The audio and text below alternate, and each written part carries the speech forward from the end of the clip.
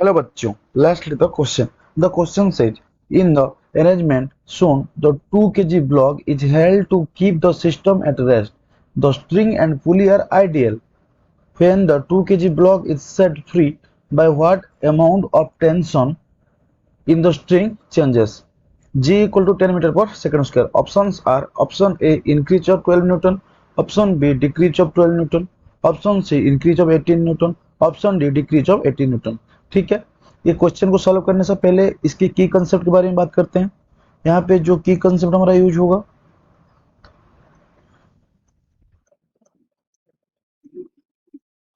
Newton's second law of motion.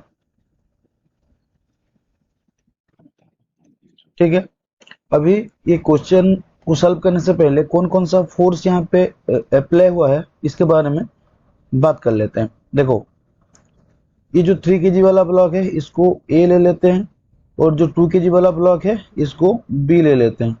ठीक है, ये ब्लॉक बी है और ये ब्लॉक ए है। तो यहाँ पे कौन कौन सा फोर्स लगेगा? देखो, केस 1 में जैसे कि पूरा दो सब आइडियल हमको पता है। ठीक है, तो केस 1 दो केस बनाएंगे, एक केस 1 बनाएंगे और केस 2 बनाएंगे। तो पहले केस में ये सब स्टेशनरी है। ठीक है, तो ये नीचे mg है, और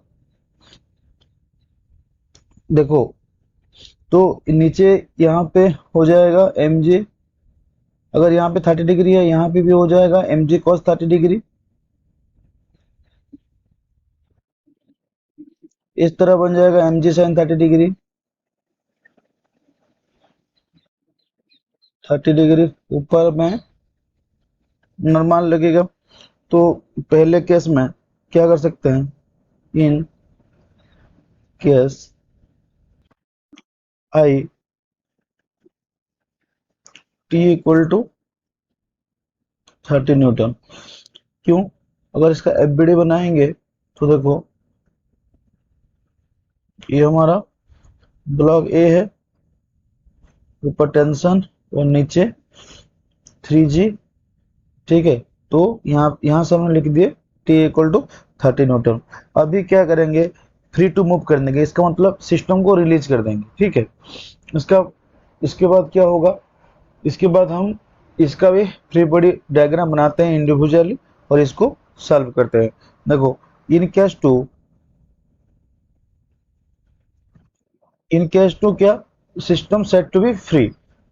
तो अब क्या होगा, जो टेंशन है, टेंशन को चेंज कर दिया मैंने टीडेक्स की तरफ। ठीक है, इसको मैं टीडेक्स कर बोलता हूँ, अभी जो टेंशन है यहाँ पे टीडेक्स बोलता हूँ।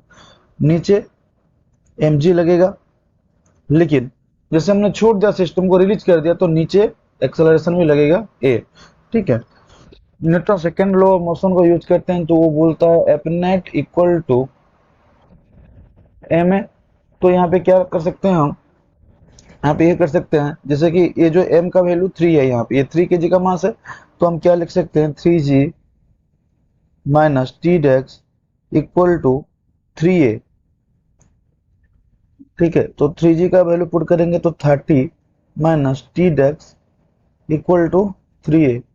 तो a का वैल्यू कितना आ जाएगा हमारे पास, 30 माइनस टी डेक्स बाय 3। अब क्या करेंगे हम, केस बी मतलब जो हमारा ब्लॉक है, ब्लॉक बी का बारे में बात करेंगे। FBD of block B. तो अगर ब्लॉक बी का हम एफबीडी बनाएंगे तो ये कैसा आएगा, ये है, तो नीचे की तरफ क्या लगा है हमारा, mg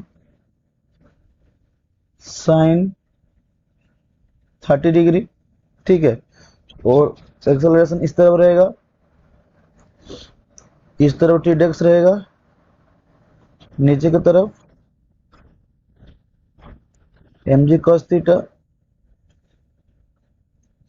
और ये हो गया mg, और इनका जो एंगल बना था ये थीटा, तभी हमने mg cos थीटा लिखा है यहाँ पे। तो अब पहले हम क्या करते हैं, जो mg sin 30 डिग्री और mg cos थीटा जो है, इनका वैल्यू पुट करके हम इसको सॉल्व भी कर लेते हैं। तो एम जी साइन 30 डिग्री मतलब क्या होता है, देखो एम का वैल्यू कितना बचा, 2 दिया था हमको, जी का कितना 10 दिया था, साइन 30 डिग्री का वैल्यू 1/2 होता है। तो इनका जो वैल्यू बन गया ये हो गया 10 न्यूटन। और इस तरफ इसका जो वैल्यू बनेगा cos थीटा का वैल्यू 30 डिग्री ही है, ठीक है, कंफ्यूज मत होना। थीटा का जो वैल्यू है ये 30 डिग्री है, तो 2 इंटू 10 cos थीटा है, तो ये कितना बनेगा हमारा √3/2, ठीक है। तो 2 से 2 कैंसिल हो गया, तो हमारा वैल्यू कितना आ गया 10√3 न्यूटन। अभी सेम वो न्यूटन सेकेंड लॉ को यूज करते हैं। अब हम क्या लिख सकते हैं यहाँ पे, टी डेक्स minus M G sine theta equal to M है, ठीक। तो टी डेक्स और इसका वैल्यू हमको कितना मिला था 10 मिला था, और एम का वैल्यू 2 दिया है, और ए। अब क्या करेंगे, ये हमारा इक्वेशन नंबर 1 बना दो।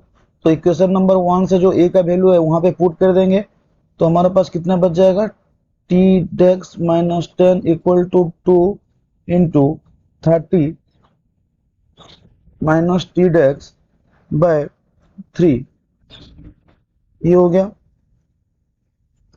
तो 3t डेक्स अगर हम इसको सॉल्व करेंगे तो हमारे पास आ जाएगा 3t डेक्स minus 30 equal to 60 minus 2t डेक्स। तो अगर हम इसको सॉल्व करेंगे तो टी डेक्स इक्वल टू कितना आ जाएगा हमारे पास 18 न्यूटन, ठीक है। तो पहले कितना था, जो पहले केस में देखे थे टी इक्वल टू कितना था, टी इक्वल टू हमारे पास था 30 न्यूटन, टी डेक्स का वैल्यू 18 न्यूटन। तो अब क्या करेंगे, चेंजेस टी माइनस टी डेक्स equal to 30 minus 18 equal to 12 newton. लेकिन क्या हुआ, जैसे हमने फाइनल दिखाया, अब ऐसे नहीं करके चेंजेस को टी डेक्स माइनस टी कर देंगे तो ये वैल्यू नेगेटिव आ जाएगा, ठीक है। अगर आप फाइनल माइनस इनिशियल, चलिए फाइनल माइनस इनिशियल करके देखते हैं, तो क्या हो जाएगा हमारा टी डेक्स माइनस टी हो जाएगा, तो 13 माइनस जो 18 माइनस 13 तो -12 आ जाएगा। इसका मतलब क्या है, इसका मतलब यही है कि जो वैल्यू था पहले इससे वैल्यू डिक्रीज कर रहा है, ठीक है। तो इसको हम उसी फॉर्मेट में कर रहे हैं, मतलब चेंजेस को हम इसको स्ट्राइक आउट करते हैं। अगर चेंजेस होगा फाइनल होता है, अगर फाइनल है टी डेक्स टी इक्वल टू कितना हो गया हमारे पास 18 माइनस 30 इक्वल टू -12 न्यूटन। इसका मतलब क्या है, जो फोर्स वो घट गया है, ठीक है। तो ये कौन से ऑप्शन के साथ मैच करेगा हमारा, ये मैच करेगा option number B, decrease of 12 newton. So hence the final answer is option B, that is decrease of 12 Newton. Hope you understood it well. Best of luck.